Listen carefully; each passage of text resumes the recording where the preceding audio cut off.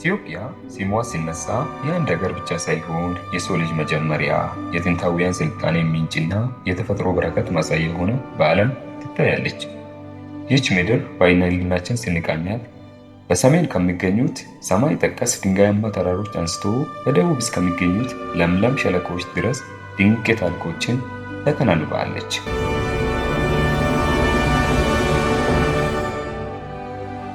የዛሬ ቪዲዮአችንን ከሰሜን ብንጀምር ጉዟችንን ከሰሜን እናስጀምር። የአክሱም ሐውልቶች የጥንቱን የኢትዮጵያ ኃያልነትና የምህንድስና ጥበብ ይመሰክራሉ። ቆመን ስንመለከት እነዚያ ግዙፍ ድንጋዮች እንዴት ወደ ላይ እንዲወጡና ምን ያህል ታሪክን እንደተሸከሙ የሚያሳይ ድንቅ ጥበብ ነው። ትንሽ ዝቅ ብለን ደግሞ ላሊበላን እናገኛለን።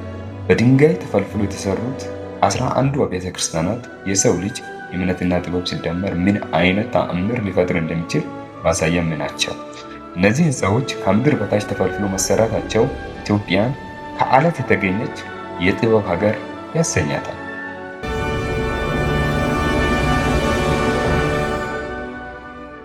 አሁን ደግሞ ጉዟችንን ወደ ሰሜን ተራሮች ወይንም ሰሜን ሞንት ስንሄድ ደግሞ የተፈጥሮን ትክክለኛ ውበት እናያለን። እጅግ ማራኪ የሆኑ ሸለቆዎች እንደ ጭላዳ ዝንጀሮና ዋልያ ያሉ ከኢትዮጵያ ብቻ የሆኑ እንስሳትን በዚያ እናገኛለን። የጣና ሐይቅና የአባይ ፏፏቴ ደግሞ የኢትዮጵያን የውሃ ጸጋ ይነግሩናል። ጢስ እሳት ተብሎ የሚጠራው የአባይ ፏፏቴ በጭጋግ የታጀበው ድምፁና ግርማው ለማንኛውም ጎብኚ ልዩ ስሜትን ይፈጥራል።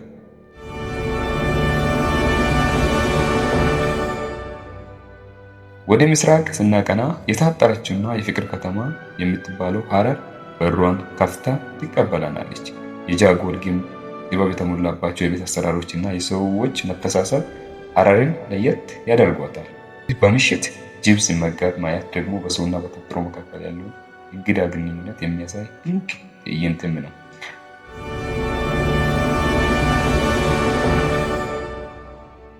ወደ ደቡብ ስንወርድ ደግሞ ቀለማት ይበዛል። የኦሞ ሸለቆ የባህል ሙዚየም ይመስላል። በርካታ ብሔረሰቦች የራሳቸውን ጥንታዊ ባህል፣ አለባበስና የአኗኗር ዘይቤ ሳይለውጡ የያዙበት ምድርም ናት። የኮንሶ እርከን ስራዎችና የዶርዜ የቤት አሰራሮች የሰው ልጅ ከተፈጥሮ ጋር እንዴት ተስማምቶ መኖር እንደሚችል ያሳያሉ። ከቦታዎች በላይ ግን ኢትዮጵያን ማራኪ የሚያደርጋት ህዝቧ ነው። የቡና ስነስርዓት፣ የእንጀራው ጣዕምና እንኳን ደህና መጡ የሚለው የፈገግታ አቀባበል ለማንኛውም ሰው የቤት ያህል ስሜት ይሰጣል። ቡናው ሲፈላ የጤና አዳም ሽታው ሲናኝና ጎረቤት ተሰብስቦ ሲጫወት ኢትዮጵያዊነት ትርጉምን ያገኛል።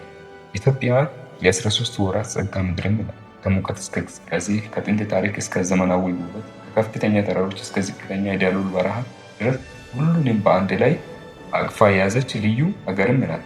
ኢትዮጵያን ማየት ዓለምን በአንድ መስኮት እንደማየትም ነው።